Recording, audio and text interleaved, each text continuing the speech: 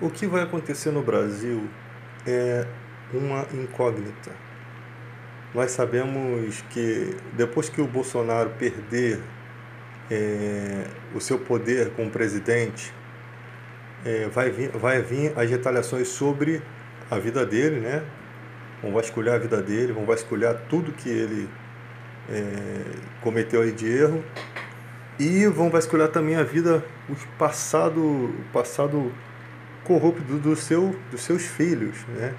E até mesmo algumas questões do próprio Bolsonaro. Então, depois da perda desse poder, né, de poder influenciar a Polícia Federal, influenciar o Ministério Público, vai haver isso. E o Bolsonaro sabe muito bem disso. Então, a partir dessa data até 2022, eu não acredito que o Bolsonaro consiga se reeleger. Por quê? Porque o Bolsonaro é um presidente que perdeu muitos eleitores. Muitos porque, primeiro, pela a falta de educação de um presidente de que já foi uma das 10 maiores economias do mundo, né? E a postura dele acabou sendo muito exagerada, até mesmo para aqueles que o admiravam. Então, muita gente já deixou de lado o Bolsonaro, muita gente se prejudicou com o governo Bolsonaro, né? E do outro lado, tem o PT, né? Que é um partido forte ainda, apesar de ter sido um partido muito sujo. Os petistas não gostam de admitir isso, mas foi um partido muito sujo, de forma que o Lula é um santo. O Lula, em relação ao PT, é um santo. Ele tem os erros dele, mas se comparado com o PT, né, porque o PT, PMDB, PSDB, esses partidos que sustentam essa galera toda maçônica, né, Zé Sarney, e todos esses políticos que ficam mamando na teta do Brasil, essas pragas que ficam como parasitas, né, não cedem lugar. Eles estão ali para botar os netos, os filhos, né? O Rodrigo Maia, por exemplo, eu nunca tinha ouvido falar nesse cara. O pai dele a gente conhece muito bem. O cara que fazia poste torto em Ipanema, que fez aquela cidade da música que o pobre não entra, né? Mas de manhã fica um monte de rico fazendo exercício ali dentro.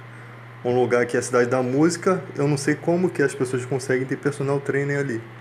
Então aquilo ali com certeza é algum amiguinho do juiz, desembargador, algum amiguinho do prefeito que está ali liberando toda aquela autonomia ali. O pobre, se tentar passar para lá da Alvorada, ele é barrado logo na entrada. Ou seja, é uma cidade da música que não toca a nossa música, toca a música dos ricos. Eu nunca entrei naquela bodega e nem faço questão, porque eu acho aquilo muito feio. Parece um trambolho, parece um Titanic um Titanic alienígena, aquela porcaria que fizeram ali. Aquilo ali poderia ser muito bem um hospital, né? Ou até um Lourenço Jorge II, né? Muito mais útil para o país do que aquele lixo. Ou uma escola pública, né? Então, gente, nós conhecemos César Maia assim. Teve coisas boas no governo César Maia porque os remédios dos idosos chegavam pelo correio. Isso é uma coisa bacana, né? A gente também tem que saber reconhecer as coisas boas. Mas, do mais, fazia muitas obras mais pela Zona Sul, né? Era o prefeito da Zona Sul. Ele nunca fez. Tem só uns viadutos aí, algumas coisinhas aí, mas não foi um bom prefeito não. Todo ele, Conde, essas pragas todas que vieram aí, não tem valor algum para o país. E nós somos um país que a gente fica entre o diabo e a besta, porque a gente não tem quem escolher. Sempre quando a gente vai escolher um candidato, parece que é tudo a mesma coisa, né? Tem os candidatos da igreja, que são as pragas piores do que as pragas que já existem, né? Porque são corruptos, sujos, ainda conhecem a Bíblia, ainda botam a Bíblia. Antigamente, o cara ainda falava assim, nós somos pessoas que temos... como é que eles falavam? Eu até esqueço. Vivemos sobre dogmas cristãos, né? Mais ou menos essa porcaria aí. E quando via, na verdade, o cara era tudo corrupto. Porque sabe que quando o cara coloca o nome de Deus na jogada, e você pode ver que o Bolsonaro faz isso a todo tempo, se passa como religioso e a igreja o abraça, ainda faz arminha lá dentro da igreja, né? Pra vergonha nossa, porque de cristão ele não tem nada. Eu acho que nem a ponta do cabelo dele se converteu ainda. Então, ele não é um cara convertido. Você percebe pelas atitudes, pela arrogância. Um cara convertido jamais teria essa postura ridícula, né? Você pode não gostar, mas falando de cristianismo, com certeza o cristão que fala que Bolsonaro é um homem de Deus, meu irmão, você tem que ler a Bíblia de cabeça para baixo, em braille e com o olho só, filho. Porque é complicado você conseguir digerir isso. Não dá para digerir, tá? Então a pessoa fica, não, Deus o enviou, Deus não sei o que, Deus, gente, não bota nome de Deus em coisas que não é bem assim. O dia que nós tivermos um mito no Brasil, ele vai fazer uma diferença tão grande que você vai ver político pulando de medo. Porque a primeira coisa que tem que fazer nesse país é endurecer mais as leis, principalmente em relação aos roubos que acontecem na saúde.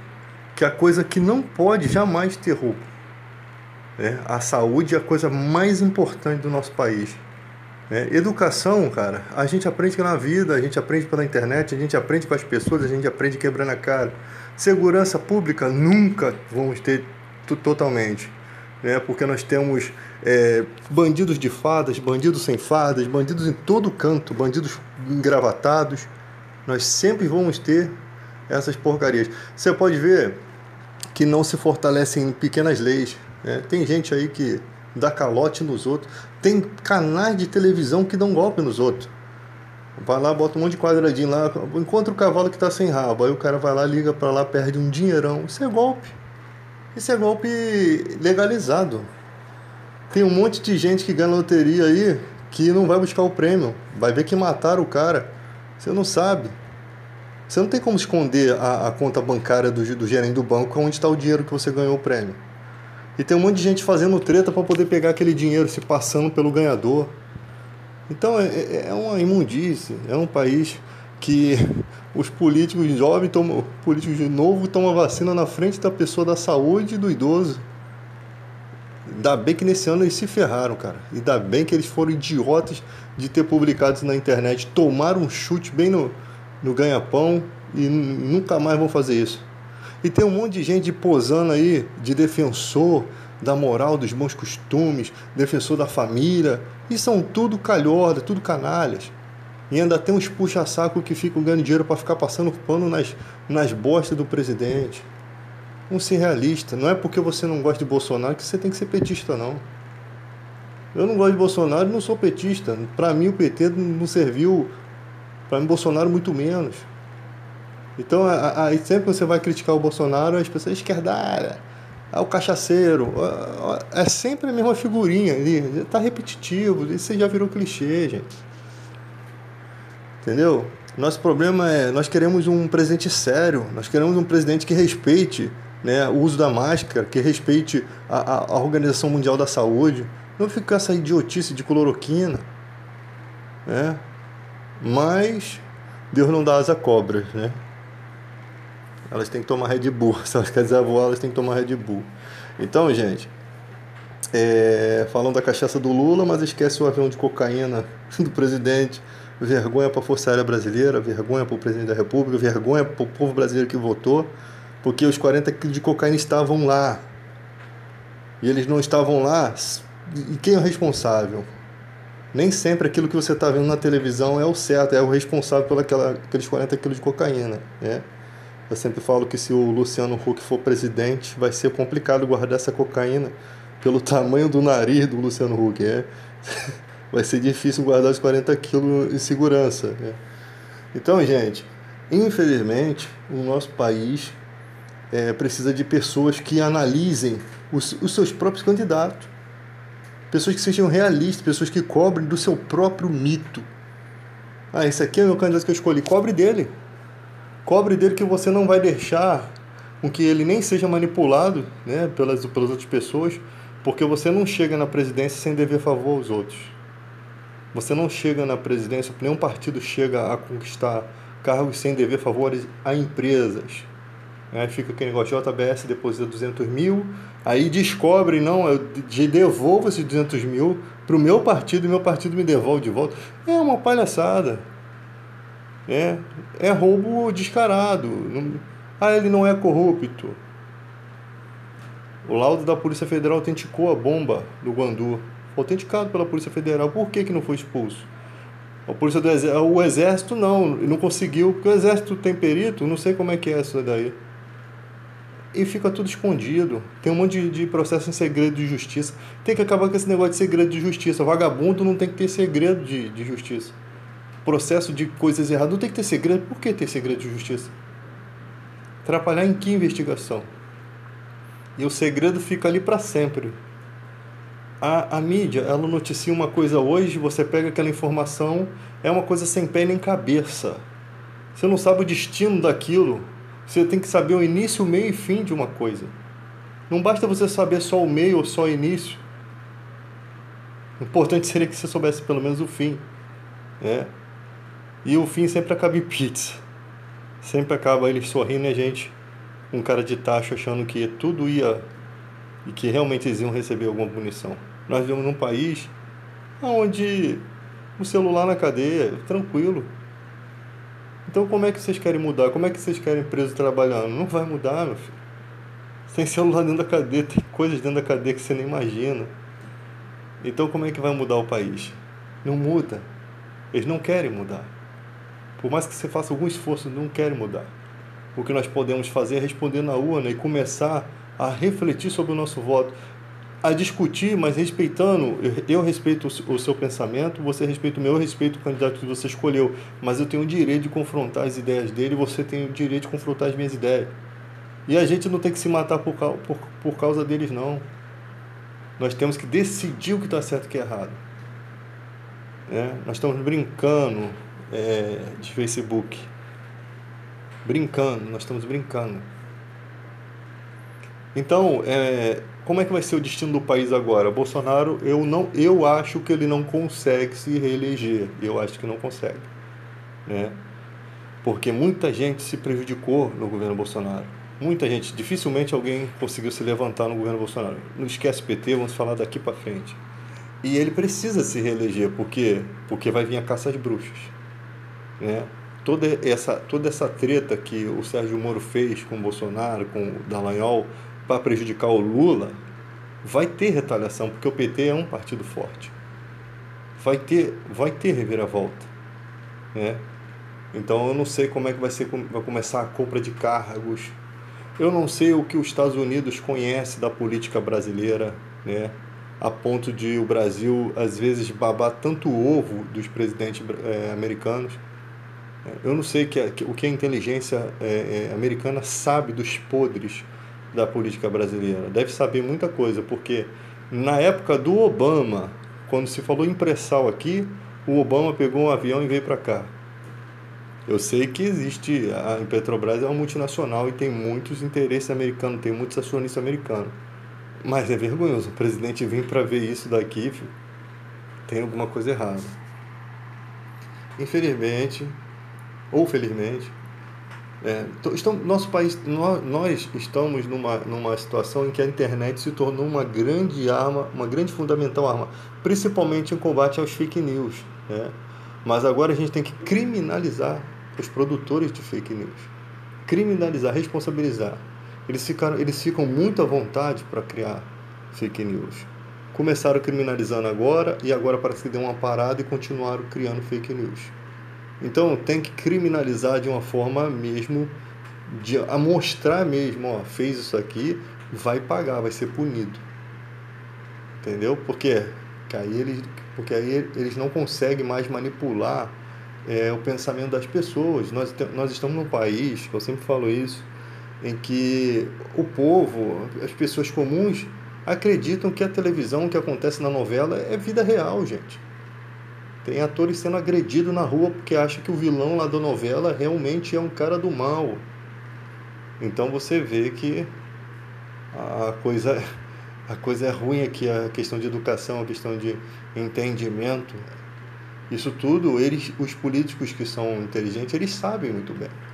Eu sempre falo, na época do Enéas, quando você tem um adversário, um oponente que é mais inteligente que você, mas ele não tem poder político.